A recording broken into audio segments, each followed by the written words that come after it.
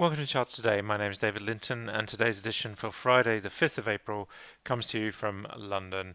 And fairly mixed picture on the markets. Still just edging higher generally for stock markets. Currencies have had a fairly mixed week, but not a lot of volatility in currencies at the moment.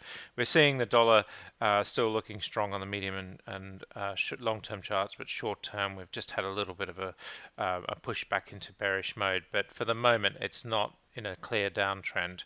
Looking at Eurodollar, we see Eurodollar is fairly flat as well, reflecting that flat dollar, but just slightly bullish above the cloud on the short-term chart, but medium and long-term bearish.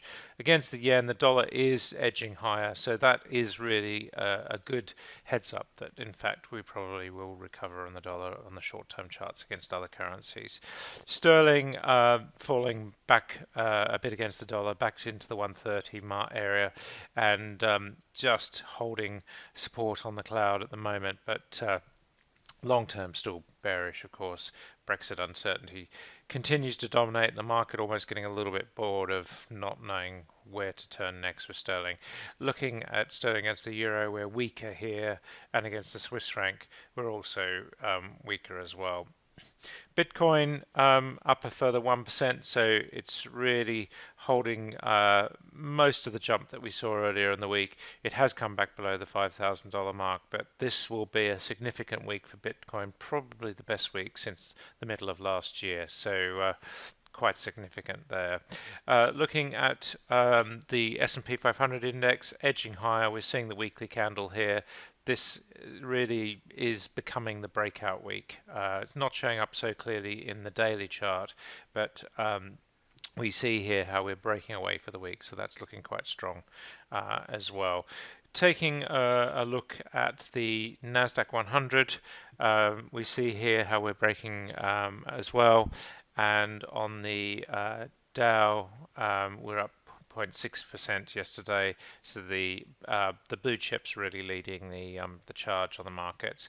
And looking at the Russell 2000 index, not quite as strong, not breaking to new highs here. So just a little bit of inherent weakness there in the broader market. The futures this morning up 0.18% on the S&P future, and the Nasdaq E-mini up 0.25%. So market set to push higher, which will be the end to a strong week for stocks. Taking a look at the FTSE 100, flat this morning, virtually no change, and looking at the mid caps, much the same picture. The DAX actually down very slightly, and the CAC Current also down very slightly. The Japanese market, we're down 0.3%, sorry, up 0.3%, so just ending the week on a reasonably high note. We see here the candle for the week is a bullish one. We haven't quite broken out the same way as we have on the US markets, and of course we're still long-term bearish. The Hang Seng down slightly, but the chart looking pretty good. China up a further 1%, just continuing to power ahead. This week here we see this candle week. This is the week where we really broke in China, so looking more and more strong. The Sensex in India up a third of a percent, continuing just to edge higher. And the Aussie market was actually down 0.8%, so it's the standout weaker market. Brent crude falling back by 0.4%, just sitting at the $69 level. Can't quite break above the $70 level. We did actually manage to touch $70 yesterday, but just couldn't break higher.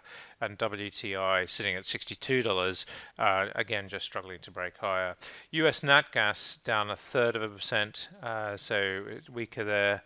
And if we look at gold, we're down 0.17%, just struggling to get back into bullish territory as well.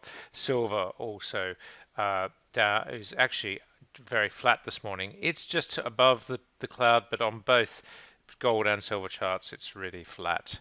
Looking at US 10-year yields, they're selling off on the long-term chart, just recovering this week. But we see here we're fairly flat over the last few days, and bond yields are also in Germany just falling away on those higher yields.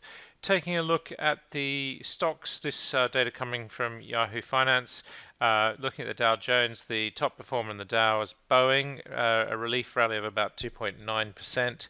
but really Boeing reacting to this news will be interesting to see how the shares react. But at the moment, just holding on. So the market is supporting Boeing.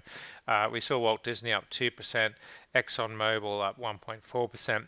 The worst performer was Merck, down 1.6%.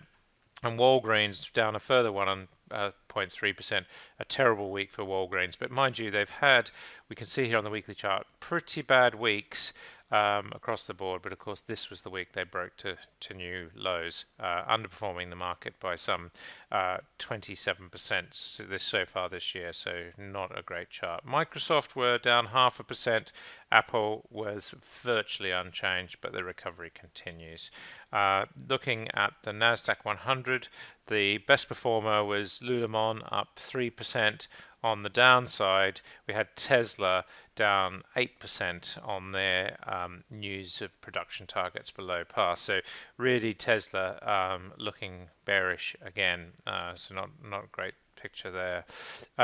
Taking a look at the Aussie market, we saw that it was down mostly.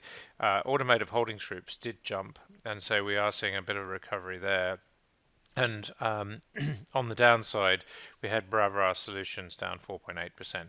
Interestingly, on that upside, Afterpay Touch, so they've been a real performer. Another great week for them, breaking to new highs. So that's probably one of the best looking stocks in Oz at the moment, outperforming the Dow by some 60% so far this year. So really quite a stellar performance. China, we had a handful of stocks down, but mostly up nearly 50%. And in India, we had a picture of stocks mostly up. Cipla up 2.99%, 3.08%, so that's looking pretty strong. Tata up, steel up 2.34%. Hindustan Petroleum up 2% as well, and Adani Ports up nearly 2% as well. And here we see the live pricing coming in from Yahoo Finance. Taking a look on the downside, State Bank of India down 1.5%, but the chart still looking pretty good. Looking across to Europe now, in the UK top 100, NMC Health up 3%. Not enough to really change the fact that we're moving into a new bear trend there. Resource stocks up quite well. Fresnillo, Antofagasta, Anglo American. We're seeing Anglo breaking to new highs, looking strong. Glencore also pushing higher, but not quite as bullish as the Anglo chart. On the downside, we've got Sainsbury's there, that down 1.6% this morning. IAG down 1.1%. So we are seeing quite a sell-off in airline stocks generally. Paddy Power down 1% as well, and that chart not looking great either. Underperforming the market by some 20% so far this year. Looking at the 250, Contour Global up 6.3%. That's probably a breakthrough to a new turnaround there, so recovery situation. Saga had a terrible day yesterday. They've recovered 4% of that move this morning, but that's a real consolation after what they had happen yesterday. Just Eat up 4%. Again, this chart looking pretty dismal. On the downside, we've got Stagecoach down 6% this morning. That chart not looking great. And Funding Circle down nearly 6%, falling away here as well. Hammerson also property-wise 4% down this morning. That chart also in free fall. Taking a look at the European market just briefly, we've got the Brewers Anscher, InBev, they're up 1.2%, so they're up 2%. Kering Group up nearly 1%. Airbus rising a little bit there on Boeing's woes, breaking to new highs, so it's a pretty good looking chart. BMW actually looking a little bit better today, but the chart's still not great. Taking a look on the downside, EssilorLuxottica in Paris, they're down 1.5%. This chart not looking good. And SAP in Germany also just pushing higher, starting to try and test that resistance level. That's it for today. Until Monday, happy charting. See you then.